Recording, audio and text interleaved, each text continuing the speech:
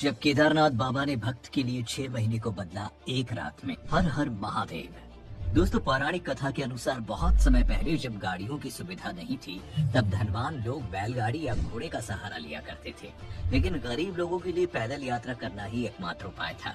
उसी समय गरीब शिव भक्त ने केदारनाथ धाम की यात्रा करने के लिए मन में ठान ली और पैदल यात्रा शुरू कर दी। वो इतना भोला था कि उसे तो केदारनाथ का रास्ता भी नहीं पता था, परंतु उसको ये विश्वास था कि बाबा केदार उसको दर्शन जरूर देंगे। इस तरह लोगों से रास्ता पूछते पूछते वो धीरे धीरे आगे बढ़ने लगा। जय भोले का नाम जपते जपते वो 2 महीने तक लगातार चलता रहा और फिर 2 महीने बाद अंत में जैसे तैसे केदारनाथ मंदिर के पास पहुंच ही गया। लेकिन वहां पहुंचकर उसने देखा कि चारों तरफ सन्नाटा छाया हुआ है। वो मंदिर भी बंद पड़ा है और साथ ही भारी मात्रा में बर्फ की बरसात हो रही है। ये सब देखकर उसके मन में सैकड़ों सवाल उठने लगे। सभी सवालों के साथ वो मंदिर की तरफ बढ़ने लगा। तभी उसे एक उम्मीद की रोशनी दिखाई दी। उसने देखा कि मंदिर के पंडित जी पूजा करने के बाद मंदिर का दरवाजा बंद करके अपने घर को जा रहे थे। फिर क्या था? उसने कांपती आवाज में कहा, पंडित जी, मैं बाबा शिव के दर्शन करना चाहता हूँ। कब होंगे मुझे मेरे प्रभु के दर्शन? उन्होंने उससे बताया कि मंदिर का दरवाजा अब 6 महीने के लिए बंद हो गया है और अब 6 महीने के पहले मंदिर का दरवाजा नहीं खुलेगा। ये सुनकर शिव भक्त के पैरों के नीचे से जमीन खिसक गई। आप भी सोच रहे होंगे ऐसा क्यों? भक्त द्वारा कारण पूछने पर पंडित जी ने बताया कि केदारनाथ मंदिर साल में सिर्फ 6 महीने के लिए ही खुलता है और बाकी के 6 महीने बंद रहता है।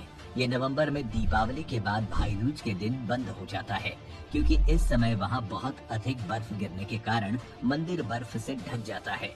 ऐसे में यहाँ जाना खतरे से खाली नहीं होता। इसीलिए अप्रैल के महीने में अक्षय तृतीया के दिन मंदिर के पट खोले जाते हैं और बाबा केदार अपने भक्तों को दर्शन देते हैं। ये सुनकर शिव भक्त के होश उड़ गए। आंसुओं से उसका गला भर गया और वो वहीं फूट फूट कर रोने लगा। थोड़ी देर तक तो वो कुछ भी नहीं बोल सका, लेकिन जैसे तैसे उसने कहा, पंडित जी, मैं 2 महीने से पैदल चलकर बहुत दूर से आया हूँ। मैं बहुत गरीब हूँ। इस कड़ाके की ठंड में मैं कहाँ जाऊँगा? आप सिर्फ मुझे एक बार मेरे भोले बाबा के दर्शन करने दो। लेकिन पंडित जी कहाँ उसकी बात सुनने वाले थे। हाँ, अगर उस गरीब भक्त की जगह कोई अमीर आदमी होता तो शायद वो मान भी जाते। उल्टा उससे कहा कि या तो 6 महीने बाद आओ दर्शन के लिए, या फिर ये महीने के लिए यही रुक जाओ। इतना कहने के बाद पंडित जी ने अपना पल्ला झाड़ा और वहाँ से चले गए। फिर धीरे धीरे रात गहराने लगी और बर्फ भी गिर रही थी। ऊपर से पहाड़ों की ठंडी हवा मानो उसके शरीर को जगह जगह से तोड़ रही हो। लेकिन फिर भी उसने हार नहीं मानी। वो भगवान का ध्यान करते हुए बैठा रहा और मन में ठान लिया कि अब वो बाबा के दर्शन किए बिना वहाँ से हिलेगा भी नहीं। तभी उसे अंधेरे में एक रोशनी दिखाई दी। उसने देखा कि एक अघोरी बाबा उसके पास चले आ रहे हैं। पास आकर उन्होंने खाने के लिए उसे खाना दिया और कहा कि तुम थक गए होंगे, खाना खाकर सो जाओ। शिव भक्त सच में थक चुका था। खाना और आग की गर्मी मिलने के कारण उसे तेज से नींद आ गई और फिर वो गहरी नींद में सो गया। जैसे ही सुबह उसकी नींद खुली तो वो चारों तरफ लगातार देखता ही रह गया, क्योंकि जो उसने देखा वो किसी चमत्कार से कम नहीं था। उसने देखा कि दूर दूर तक कहीं भी बर्फ नहीं दिखाई दे रही है और न ही उसे ठंड लग रही थी। वो सोचने लगा कि अचानक ये क्या हुआ और फिर उस अघोरी बाबा को इधर उधर ढूंढने लगा। लेकिन जब वो नहीं मिले तो अंत में हार कर वो मंदिर के पास ही बैठ गया। तभी उसकी नजर मंदिर के पंडित जी पर पड़ी, जो अपने सेवकों के साथ उसकी तरफ ही आ रहे थे। जैसे ही वो आगे बढ़ने वाले थे, शिव भक्त ने उनसे पूछा कि क्या मंदिर का दरवाजा आज ही खुलेगा? तब उन्होंने तुरंत कहा, जी हाँ, आज 6 महीने की ठंड के बाद अक्षय तृतीया के शुभ दिन मंदिर के पट खोले जाएंगे। वो अभी भी उस शिव भक्त को नहीं पहचान पाए थे। तब उसने कहा, महाराज, आपने तो कल ही कहा था कि 6 महीने से पहले मंदिर नहीं खुलेगा, तो फिर आज ये सब मैं समझा नहीं।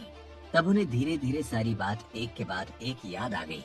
लेकिन उनका कहना था कि ये बात 6 महीने पहले की थी, परंतु शिव भक्त ये मानने को तैयार ही नहीं था। फिर दूसरी तरफ जब पुजारी जी के दिमाग में बाबा केदार जी के चमत्कार से जुड़ी बातें घूमने लगी, तब उन्होंने भक्त से कहा कि कल जो जो भी उसके साथ हुआ वो उसके बारे में सब बताए। और शिव भक्त ने ऐसा ही किया। उसने सारी बात एक एक करके बता दी। रात की बात जानने के बाद सभी की आंखें भर आई। सब कुछ सुनने के बाद रोती हुई आवाज में पंडित जी ने पूछा, कैसे देखते थे वो अघोरी बाबा?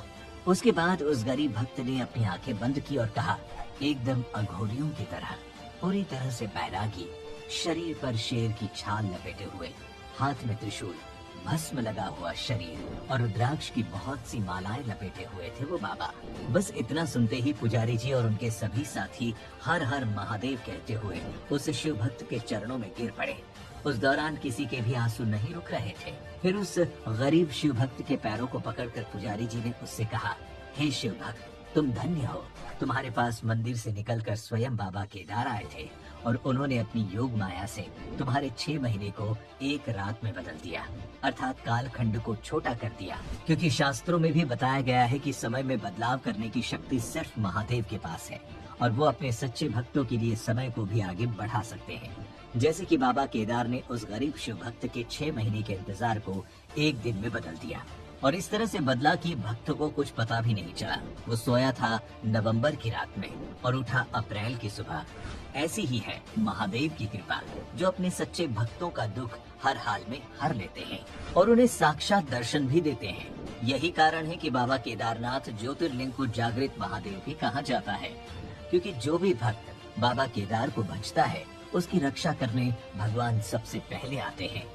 दोस्तों, अगर आप भी भक्ति भावना से जुड़ी ऐसी किसी पौराणिक कथा के बारे में जानना चाहते हैं तो हमें नीचे कमेंट करके जरूर बताएं।